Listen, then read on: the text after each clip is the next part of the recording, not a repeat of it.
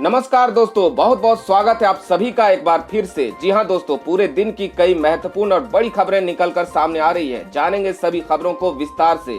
तो दोस्तों, खबरों में आगे बढ़ने से पहले वीडियो को एक प्यार भरा लाइक जरूर कर दें और ताजा खबरों को जानने के लिए चैनल को सब्सक्राइब भी जरूर कर लें। तो देखते हैं पहली बड़ी खबर क्या निकल कर आ रही है। दोस्तों, इस वक्त की सबसे बड़ी खबर निकल के आ रही है, जिसमें बता दें कि सुप्रीम कोर्ट ने केंद्र से कहा, आप नहीं चाहते तो हम लगाएंगे नए कृषि कानूनों पर रोक।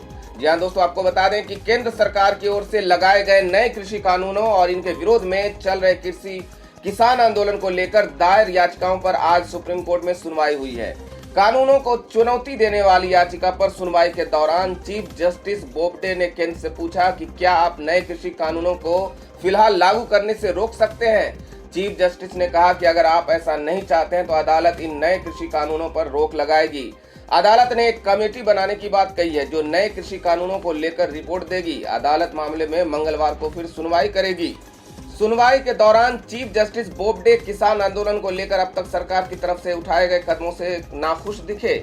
उन्होंने कहा कि जिस तरह से सरकार इस मामले को हैंडल कर रही है, हम उससे खुश नहीं हैं। अब भी आपकी ओर से कोई पहल होती नहीं दिख रही। पिछली सुनवाई में भी बातचीत चलने के बारे में कहा गया और अब भी हम ये जानना चाहते हैं कि क्या इन कानूनों को फिलहाल के लिए रोका नहीं जा सकता।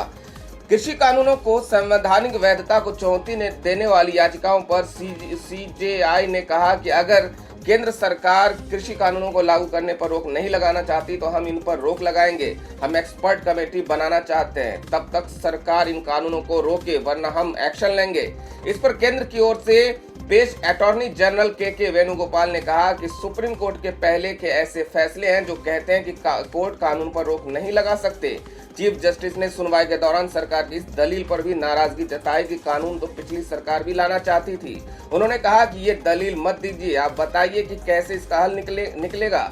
अदालत ने कहा कि हालात लगातार बदतर होते जा रहे हैं, लोग ठंड में बैठे और वहां मौतें हो रही हैं। दोस्तों, अगली बड़ी खबर निकल के आ रही है। देशद्रोह मामले में कंगना रनौत को हाईकोर्ट ने दी 25 जनवरी तक गिरफ्तारी से राहत। यहां बता दें कि बॉलीवुड अभिनेत्री कंगना रनौत को बॉम्बे हाईकोर्ट ने सोमवार को देशद्रोह मामले में बड़ी राहत दी है। बॉम्बे हाईकोर्ट ने कंगना रनौत को गिरफ्तारी से मिली अंतरिम राहत की अवधि को बढ़ाकर 25 जनवरी कर दिया है। बता दें कि 7 नवंबर को कंगना रनौत के खिलाफ मुंबई के बांद्रा पुलिस स्टेशन में दर्ज एफआईआर के खिलाफ देशद्रोह केस की सुनवाई में मुंबई हाईकोर्ट ने कंगना को गिरफ्तारी से राहत दी थी, जिसे सोमवार को कोर्ट ने बढ़ाकर अब 25 जनवरी कर दिया है। गौरतलब है कि कंगना और उनकी बहन रंगोली चंदेल के द्वारा सोशल मीडिया पर आपत्तिजनक टिप्पणी करने और सांप्रदायिक तनाव भड़काने के आरोप में पुलिस में एफआईआर दर्ज करवाई गई थी। कंगना और उनकी बहन रंगोली ने सोशल मीडिया पर एक पोस्ट के जरिए समाज में नफरत और सांप्रदायिक तनाव उत्पन्न करने का आरोप लगाया गया था। बड़ी खबर निकल के आ रही है। नेपाल के प्रधानमंत्री ओली के बिगड़े बोल, भारतीय क्षेत्रों को फिर अपना बताया, कहा इन्हें वापस लेंगे। सीमा विवाद पर 14 जनवरी को बातचीत संभव। जी हां, बता दें कि घरेलू सियासत में बुरी तरह फंसे नेपाल के प्रधानमंत्री केपी शर्मा ओली ने अपने देश के लोगों का ध्यान भटकाने के लिए फिर भारत के क्षेत्रों को अपना बताया है। ओली ने कहा कि वो भारत से काला पानी, लिम्पी, यूधिरा और लिपू लेक क्षेत्र को वापस लेकर रहेंगे। उनका ये बयान इसलिए भी अहम है कि सीमा विवाद को लेकर दोनों देशों के बीच विदेश मंत्री स्तर की बातचीत होने वाली है। चीन के चंगुल में फंसे नेपाली प्रधानमंत्री ने भारत को उकसाने की ये कोशिश नेशनल असेंबली में अपने संबोधन में की। ओली ने कहा कि सीमा विवाद पर बातचीत करने के लिए भारत जा रहे विदेश मंत्री प्रदीप ग्यावली के एजेंडे में इन तीनों क्षेत्रों को वापस लेना प्रमुख है। विदेश मंत्री एस जयशंकर के निमंत्रण पर ग्यावली विदेश मंत्री स्तर की 6वें नेपाल भारत संयुक्त आयोग की बैठक में भाग लेने के लिए 14 जनवरी को भारत आ रहे हैं। ओली ने कहा कि सुगौली समझौते के मुताबिक काला पानी, लिम्पियाधुरा और लिपू लेक महाकाली नदी के पूरब में स्थित और नेपाल का हिस्सा है। हम भारत के साथ कूटनीतिक वार्ता करेंगे और हमारे विदेश मंत्री भी भारत जा रहे हैं। आज हमें हमारी जमीन वापस लेने में मुश्किलों का सामना करना पड़ रहा है, क्योंकि 1962 में भारत चीन युद्ध के बाद जब भारतीय सैन्य बलों ने इन क्षेत्रों में अपना ठिकाना बनाना शुरू किया था तो नेपाली शासकों ने इन क्षेत्रों को वापस लेने की कोशिश। बता दें कि ओली ने कहा कि कुछ लोगों ने कहा था कि नेपाल द्वारा इन तीनों क्षेत्रों को अपने नक्शे में दिखाए जाने के बाद भारत के साथ उसके रिश्ते खराब हो जाएंगे, लेकिन ऐसा कुछ नहीं हुआ। अब भारत के साथ मित्रता के आधार पर बातचीत हो रही है। उन्होंने कहा कि नेपाल अपनी जमीन हर हाल में वापस लेकर रहेगा। दोस्तों अगली बड़ी खबर निकल के आ रही है। ट्रंप के खिलाफ अमेरिका में आज पेश हो सकता है महाभियोग प्रस्ताव। आरोपों का मसौदा तैयार। 190 डेमोक्रेट सांसदों ने किए हस्ताक्षर। जी हां दोस्तों, आपको बता दें कि अमेरिकी संसद पर समर्थकों के हमले को लेकर राष्ट्रपति डोनाल्ड ट्रंप के खिलाफ महाभियोग की जमीन तैयार हो गई है। डेमोक्रेटिक पार्टी के सांसदों ने ट्रंप के खिलाफ आरोपों का मसौदा तैयार कर लिया है। इस पर 190 डेमोक्रेट सांसदों ने हस्ताक्षर किए हैं, लेकिन ट्रंप की रिपब्लिकन पार्टी के किसी सांसद ने अभी तक इसका समर्थन नहीं किया है। महाभियोग संबंधी प्रस्ताव सोमवार को संसद के निचले सदन प्रतिनिधि सभा में पेश किया जा सकता है। इस सदन में डेमोक्रेट बहुमत में है। बता दें कि प्रतिनिधि सभा के सदस्य टेड लियू ने शनिवार रात ट्वीट के जरिए बताया कि सदन में पार्टी के सदस्य सोमवार को महाभियोग संबंधी प्रस्ताव पेश करेंगे। इस संबंध में तैयार किए गए मसौदे पर शनिवार रात तक 190 डेमोक्रेट सांसदों ने हस्ताक्षर कर दिए थे। इस पर अभी तक किसी रिपब्लिकन ने हस्ताक्षर नहीं किया है। डेमोक्रेट सांसदों ने मुख्य रूप से भीड़ को उकसाने के आरोप में महाभियोग की तैयारी की है। ट्रंप ने गत 3 नवंबर को हुए राष्ट्रपति चुनाव में धांधली के आरोप लगाकर एक वीडियो संदेश के जरिए अपने समर्थकों को संसद की ओर कूच करने को कहा था। ट्रंप ने समर्थकों के कृत्य की पहले तारीफ की थी, लेकिन बाद में हिंसा की आलोचना की। दोस्तों अगली बड़ी खबर निकल के आ रही है। सुपरस्टार रजनीकांत के प्रशंसकों का प्रदर्शन। एक्टर से राजनीति में आने की मांग की। जी हां, बता दें कि दक्षिण भारतीय फिल्मों के सुपरस्टार रजनीकांत के कई प्रशंसकों ने रविवार को प्रदर्शन किया। इन प्रशंसकों का कहना है कि एक्टर को राजनीति में आना चाहिए। कुछ दिन पहले रजनीकांत ने राजनीति में आने से इनकार कर दिया था, जिसके बाद बड़ी संख्या में एक्टर के समर्थक वेल्लूर कोट्टम में जमा हुए। प्रदर्शन कर रहे लोगों ने वाह थलैवा वाह यानी आओ नेता आओ के नारे लगाते हुए रजनीकांत से राजनीतिक सफर शुरू करने की रिक्वेस्ट की। रजनीकांत ने पहले अपने फैंस को यह आश्वासन दिया था कि वे राजनीति में उतरेंगे। राज्य के विभिन्न भागों से आए रजनीकांत के कई प्रशंसकों ने प्रदर्शन के दौरान एक्टर को अच्छे स्वास्थ्य के लिए शुभकामनाएं दी। इस दौरान रजनीकांत की फिल्मों के कुछ चर्चित गीत भी बजाए गए। रजनीकांत ने पहले कहा था कि वो जनवरी 2021 में अपनी राजनीतिक पार्टी की शुरुआत करेंगे। हालांकि पिछले साल 29 दिसंबर को उन्होंने कहा कि वो अपने स्वास्थ्य के मद्देनजर राजनीति में प्रवेश नहीं करेंगे। उन्हें पिछले दिनों हैदराबाद में शूटिंग के दौरान स्वास्थ्य समस्याओं के कारण अस्पताल में भर्ती होना पड़ा था। एक्टर के फैसले से उनके प्रशंसक निराश हो गए और उस दिन भी कुछ लोगों ने यहां उनके आवास के बाहर प्रदर्शन करते हुए उनसे फैसले पर फिर से विचार करने की मांग की गई थी। तो दोस्तों खबरों में आगे बढ़ने से पहले जान लेते हैं आज के माइंड क्विज के सवाल को। आज का सवाल है, आपको बताना है कि रविंद्रनाथ टैगोर का जन्म कहां हुआ था। सही उत्तर देकर आप जीत सकते हैं शानदार उपहार। तो बढ़ते हैं अगली बड़ी खबर की ओर।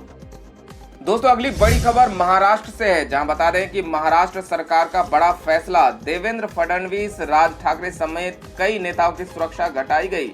बता दें कि महाराष्ट्र सरकार ने बड़ा फैसला लेते हुए कई बड़े नेताओं की सुरक्षा समेत उनके काफिले की सिक्योरिटी को घटा दिया है। ये फैसला इन सभी नेताओं की सुरक्षा की समीक्षा की जाने के बाद ये फैसला लिया गया है, जिसमें महाराष्ट्र के पूर्व मुख्यमंत्री देवेंद्र फडणवीस, एमएनएस चीफ राज ठाकरे, केंद्रीय मंत्री रामदास आठवले, भाजपा नेता चंद्रकांत पाटिल, प्रवीण दरेकर, प्रसाद लाड और अन्य प्रमुख विपक्षी नेताओं की सुरक्षा में कटौती की गई है। जबकि मनसे अध्यक्ष राज ठाकरे की Z+ सुरक्षा हटा दी गई है। काफिले में बुलेट प्रूफ वाहन को भी हटाया गया है, जहां Z सुरक्षा से Y+ सुरक्षा की गई, जबकि फडणवीस की सुरक्षा Z+ से Y+ की गई है। वहीं देवेंद्र फडणवीस की पत्नी अमृता फडणवीस की सुरक्षा Y+ स्क्वाड से X सुरक्षा दी गई है। वहीं वरिष्ठ सरकारी वकील उज्ज्वल निकम की सुरक्षा को बढ़ाते हुए Y+ स्क्वाड से Z कैटेगरी की सुरक्षा दी गई है, जबकि कांग्रेस नेता व फिल्म अभिनेता शत्रुघ्न सिन्हा की सुरक्षा भी बढ़ाई गई है। Y+ से Y+ स्क्वाड सुरक्षा मुहैया कराई गई है। वहीं कई भाजपा नेताओं की सुरक्षा में पूरी तरह कटौती भी कर दी गई है, जिसमें भाजपा नेता सुधीर मुनगंटीवार, चंद्रकांत पाटिल, आशीष शेलार, नारायण राणे, राम कदम, राव साहेब दानवे सहित कई नेता शामिल है। बता दें कि सुरक्षा में कटौती के बाद विपक्ष ने राज्य सरकार पर निशाना साधना शुरू कर दिया है।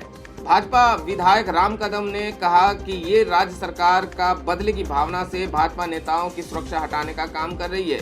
पुलिस अधिकारी कह रहे हैं कि भाजपा नेताओं की सुरक्षा हटाने का उनकी जान को खतरा हो सकता है, उसके बावजूद ये सरकार दुस्साहस कर रही है। भाजपा नेताओं ने इनके भ्रष्टाचार की बातें देश के सामने रखी। यह इनका दर्द है कि किस किस की आवाज दबाएंगे।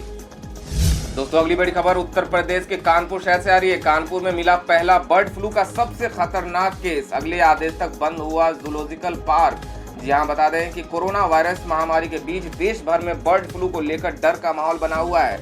तो वहीं अब उत्तर प्रदेश के कानपुर जिले में बर्ड फ्लू वायरस का पहला सबसे खतरनाक केस सामने आया है। दरअसल कानपुर जूलॉजिकल पार्क में 2 दिन पहले 4 मुर्गों की मौत हुई।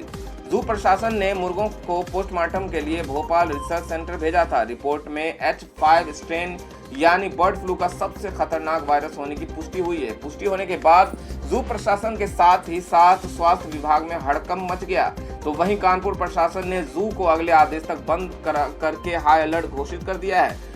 बता दें कि उत्तर प्रदेश में कानपुर पहला शहर है जहां बर्ड फ्लू की पुष्टि हुई है। बर्ड फ्लू की पुष्टि होने के बाद कानपुर जिले के जिलाधिकारी ने शनिवार की देर रात आपात बैठक बुलाई। बैठक में एहतियातन चिड़ियाघर के बाड़ों में रखे गए सभी पक्षी को मारने के आदेश दे दिए गए हैं। वहीं एडीएम सिटी अतुल कुमार ने बताया कि चिड़ियाघर में मंगलवार रात 2 तोतों और 2 जंगली मुर्गों और बुधवार रात 2 कड़कनाथ मुर्गों की मौत हो गई थी। इसके बाद चिड़ियाघर प्रशासन ने बाड़े में मौजूद 6 मुर्गों को मरवा दिया और उन्हें वैज्ञानिक तरीके से जमीन में गाड़ दिया गया है। दोस्तों अगली बड़ी खबर किसान आंदोलन को लेकर है। बता दें कि सीएम खट्टर के करनाल पहुंचने से पहले बवाल, पुलिस से भिड़े किसान, दागने पड़े आंसू गैस के गोले। बता दें कि हरियाणा के करनाल जिले के कैमला गांव में मुख्यमंत्री मनोहर लाल खट्टर की किसान महापंचायत से पहले किसानों पर आंसू गैस के गोले दागे गए। इस महापंचायत में कार्यक्रम के आयोजन से पहले ही हजारों किसान कार्यक्रम का विरोध करने कार्यक्रम स्थल पर पहुंच गए, जिसको देखते हुए पुलिस ने भीड़ को तितर बितर करने के लिए आंसू गैस के गोले और ठंडे पानी की बौछार की। इससे वहां की स्थिति तनावपूर्ण बनी हुई है। पुलिस से झड़प होने के बाद किसान आसपास के खेतों में चले गए हैं। पुलिस के द्वारा रोके जाने के बावजूद किसानों ने कार्यक्रम स्थल पर लगे मंच को भी तोड़ दिया है। इतना ही आसपास लगे बैनरों को भी फाड़ दिया गया। किसान संगठनों के इस उग्र प्रदर्शन को देखते हुए कार्यक्रम स्थल पर मौजूद भीड़ भी भाग खड़ी हुई है। इतना ही नहीं, कार्यक्रम स्थल से थोड़ी दूर पर जो हेलीपैड बनाया गया था उसे किसानों ने उसे भी उखाड़ के फेंक दिया। दोस्तों अगली बड़ी खबर बिहार से। बता दें कि बिहार की सियासत में फूटा मांझी बम, बोले एनडीए में नीतीश के खिलाफ साजिश, तेजस्वी राज्य के भविष्य। बता दें कि बिहार के राष्ट्रीय जनतांत्रिक गठबंधन एनडीए में शामिल हिंदुस्तानी अवाम मोर्चा के अध्यक्ष जीतन राम मांझी ने इशारों में ही सही सरकार में शामिल भारतीय जनता पार्टी पर बड़ा हमला किया है। जीतन राम मांझी ने एक तरफ इशारों में बीजेपी पर हमला बोला तो दूसरी तरफ राष्ट्रीय जनता दल नेता व विधानसभा में नेता प्रतिपक्ष तेजस्वी यादव को बिहार का भविष्य बताया। रविवार को किए गए ट्वीट की वजह से ऐसे में सवाल यह है कि उनके द्वारा 2 ट्वीट क्या बिहार में बदलते राजनीतिक समीकरण की ओर भी इशारा कर रहे हैं। मांझी ने रविवार को एक के बाद एक लगातार 2 ट्वीट किए हैं। एक ट्वीट में उन्होंने लिखा कि नीतीश कुमार से राजनीति में गठबंधन धर्म को निभाना सीखा जा सकता है। किसी का नाम लिए बिना उन्होंने आगे लिखा कि गठबंधन में शामिल दलों के आंतरिक विरोध और साजिशों के बावजूद भी उनका सहयोग करना नीतीश कुमार की राजनीतिक महानता है। मांझी ने आगे नीतीश कुमार के इस जज्बे को सलाम किया है। राजनीतिक विशेषज्ञ मांझी के इस ट्वीट को एनडीए के अंदर खेमे बंदी के तौर पर देख रहे हैं। मांझी इसके पहले भी कह चुके हैं कि वे एनडीए में जरूर फर्क नीतीश कुमार से है। मांझी के गठबंधन में साजिश की बात वाले बयान को भी इसी अर्थ में देखा जा रहा है। वे अपने ट्वीट में हर बार नीतीश की प्रशंसा तो करते ही हैं, मगर बीजेपी से एक दूरी बनाकर रखते हैं। इसके कुछ मिनटों के बाद ही उन्होंने दूसरा ट्वीट कर तेजस्वी यादव के प्रति अपना सॉफ्ट कॉर्नर दिखाया।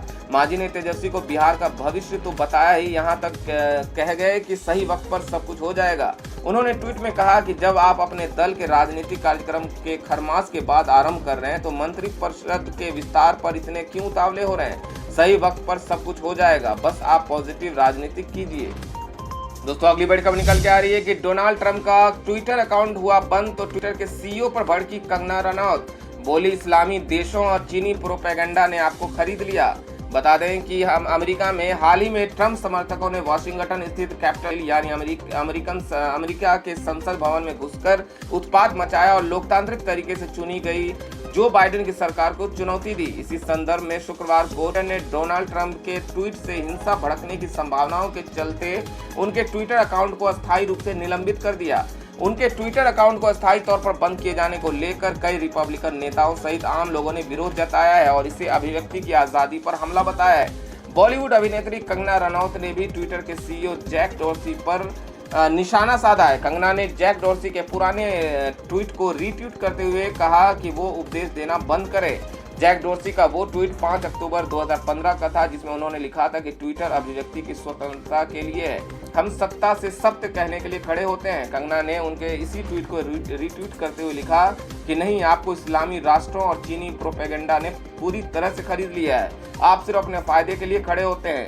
आप जो चाहते हैं उसके लिए बेशर्मी से असहिष्णुता दिखाते हैं। आप और कुछ नहीं बल्कि अपने ही लालच के गुलाम हैं। फिर से उपदेश मत दीजिए, ये शर्मनाक है। दोस्तों अगली बड़ी खबर में जान लेते हैं मौसम का हाल। बता दें कि उत्तर भारत में शीतलहर से कड़ाके की ठंड। इन राज्यों में भारी बारिश के लिए जारी हुआ अलर्ट। बता दें कि उत्तर भारत के कई हिस्से शीतलहर की चपेट में हैं। दिल्ली एनसीआर में पिछले कई दिनों से हो रही बारिश से रविवार को थोड़ी राहत मिली है। रविवार को मौसम साफ रहा और दिन में शीतलहर के साथ ही धूप भी रही। हालांकि शीतलहर चलने के कारण रविवार का दिन बाकी दिनों की अपेक्षा ज्यादा ठंडा रहा। वहीं भारतीय मौसम विभाग ने बताया कि एक संक्षिप्त ठहराव के बाद सोमवार से पंजाब, हरियाणा, दिल्ली और उत्तरी राजस्थान के अलग अलग इलाकों में शीतलहर की स्थिति फिर से शुरू होने की संभावना है। आईएमडी के पूर्वानुमान के अनुसार अगले 3 दिनों में क्षेत्र में न्यूनतम तापमान 3 से 5 डिग्री सेल्सियस की गिरावट होने की क्षमता है। सोमवार को तमिलनाडु और केरल के अलग अलग स्थानों पर भारी वर्षा होने की संभावना है। दोनों राज्यों के लिए भारत मौसम विज्ञान विभाग ने येलो अलर्ट जारी किया है। अगले 5 दिनों तक उत्तर भारत के कई हिस्सों में ठंड और बढ़ने की संभावना जताई गई है। रविवार को ओडिशा के अलग अलग स्थानों पर घना कोहरा छाए रहने की संभावना है। तो दोस्तों ये थी अब तक की सभी बड़ी खबरों की अपडेट्स। टुडे ब्रेकिंग न्यूज और लेटेस्ट खबरों को देखने के लिए हमारे चैनल को सब्सक्राइब जरूर कर लें। वीडियो को लाइक और शेयर जरूर कर दें अपने दोस्तों और रिलेटिव्स के साथ। तो दोस्तों आपसे फिर मिलेंगे काम की खबरों और सरकारी योजनाओं की एक और नई वीडियो के साथ। तब तक के लिए धन्यवाद।